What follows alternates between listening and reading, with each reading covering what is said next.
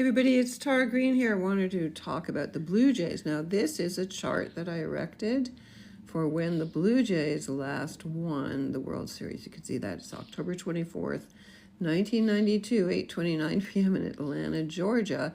So that's what you're seeing here on the inside, right? You can see Sun at 1 degree Scorpio, Pluto at 22 Scorpio, Mercury at 24 Scorpio, Venus on the descendant, that's always good, Venus on the descendant in Sagittarius, the sign of sports and international issues, and the North Node at 22 Sag. Okay, so we're going to go into the midheaven, which is the highest career peak, Saturn at 11 degrees of Aquarius on that midheaven, big reputation, 14 degrees of Aquarius, and the ascendant was 3 degrees of Gemini. So that's all about communications, short travel. The South Node at 22 Gemini. Mars, the planet that rules sports, at 20 Cancer, opposite Neptune and Uranus, basically, and squaring the moon, which is the mood of the people, which was at 20 degrees of Libra at that time in the 5th house of creativity. Jupiter, the planet of expansion and good luck, was at 3 degrees of Libra, trining Saturn there. That's always a good aspect there. And the 9th house there, Saturn was actually in the 9th house, which is the house of sports. Okay, now, so what I've looked at is based on that chart. Tomorrow, October 31st, there's going to be a Halloween, I guess it's the 6th game in Toronto at the old Sky Dome for the Blue Jays against the LA Dodgers, who won the championship last year. Everybody's got Blue Jay fever. Everybody in Toronto is rooting for the Blue Jays. A lot of Americans are rooting for the Blue Jays. So what I'm doing here is doing a prediction for tomorrow. Can the Blue Jays take it tomorrow, or will they lose? So here's where the planets are going to be tomorrow. Now, the first thing that caught my eye was the planet Jupiter, the planet of expansion, opportunity, right on Mars there. Okay, so it's repeating the luck, the passion. Mars is the energy, the testosterone that the Jays had back then. Okay, the planet Uranus, the planet of fast thinking, chaos, rules the sign of Aquarius, which is the midheaven here. You can see is pretty much, it's in the 12th house, but it's very close to the ascendant here, opposite Venus. Okay, Venus. All right, so Uranus opposite Venus can be an upset, can be a bit chaotic. I'm reading this straight right off the top of my head. The planet Venus right there, actually in Libra, is conjunct the moon, which is also very good. Well, Venus is love, so they're definitely getting the love of the fans. Now, the sun, of course, is pretty much at the same spot. Now, Mars in Scorpio, in its rulership, Mars, the planet of sports, there's something called Gauguin who did all of this research about sports, and Mars is very important in a sports outcome. Mars is conjunct Pluto. Now, those two rule Scorpio, which is about rebirth, transformation, really intense, obsessive, very intense game we're going to have there. And Mercury is also exactly returning to the exact same spot it was before, Mercury at 24 Scorpio.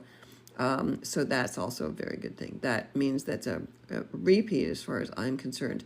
Pluto, the planet of transformation, also at 1 degree of Aquarius here, trining in a good aspect to that ascendant, trining Uranus. These are the aspects that are going on. Saturn and Neptune right now at 26, 29, very karmic degrees of Pisces, up there in the 11th house of cooperation, group mind. It is squaring the South Node from the past. So it means consolidating a dream. You know, we're back in Pisces, so there could be a lot of unclear things going on. It is dreams. It is consolidating dreams. What else have we got here? Now, the U.S. ascendant is 12 degrees of Sagittarius. Now, you can see the lot of fortune here in that chart was 14 Gemini opposite, because I know where the U.S. ascendant is, 12 degrees of Sag in that 7th house of connecting with all others. The north and south nodes of the moon, the north node is in Pisces at around, where is it exactly? It is 17 degrees Pisces. So we want to see if that makes an aspect. And yes, it is squaring the old nodes. So there's pressure on the Jays to repeat that. But this looks pretty good to me. Now, Chiron, the wounded healer, is at 27, 28 degrees. Chiron's at 24 degrees Aries. Is it 24? 24 Aries. Okay, Chiron's moving backwards. 24 Aries, opposite the moon. So there can be a bit of a weak spot there, kind of on the verge of the 12th house of this old chart. But I think it looks pretty good. Now, if the blues don't take it tomorrow, I'm going to do another chart for the 31st. But this looks pretty good to me. To have Mars conjunct Pluto, that's incredible power. That is focus. And the Blue Jays have been incredibly focused. And again, Mars, the sports, the aggression, the passion. It's going to be tight. This is the 6th house of work. Actually, they have to be careful that nobody gets injured. This is the house of injury, of health. But to me, I am predicting that the Blue Jays win. Now, I did put out a prediction on Tuesday that the Blue Jays were going to win 6-1. And, you know, the thing it actually was the exact score last night. So the 6-1, I do have it on X. I put it out there to make sure that people saw it. So, yeah, I believe the Blue Jays are going to win it. It is going to be crazy. It's Halloween.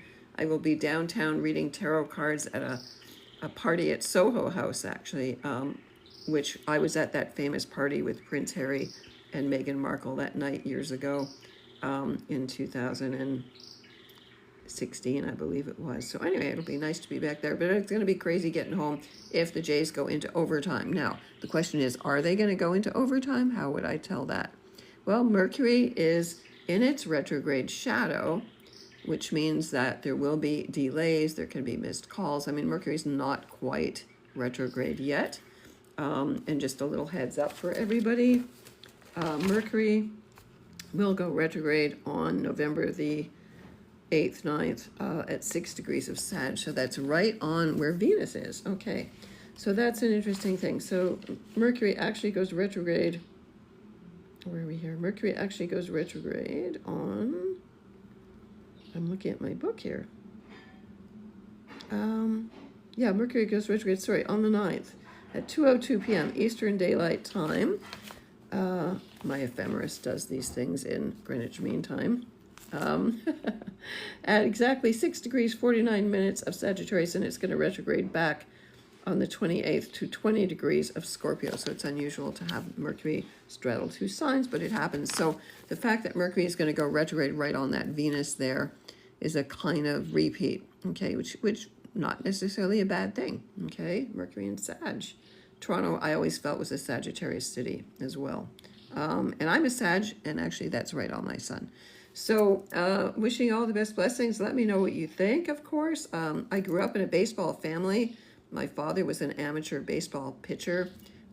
He told me about the riots at Christie Pitts. He was a kid, I think, at the time, famous in the 1930s, almost 100 years ago.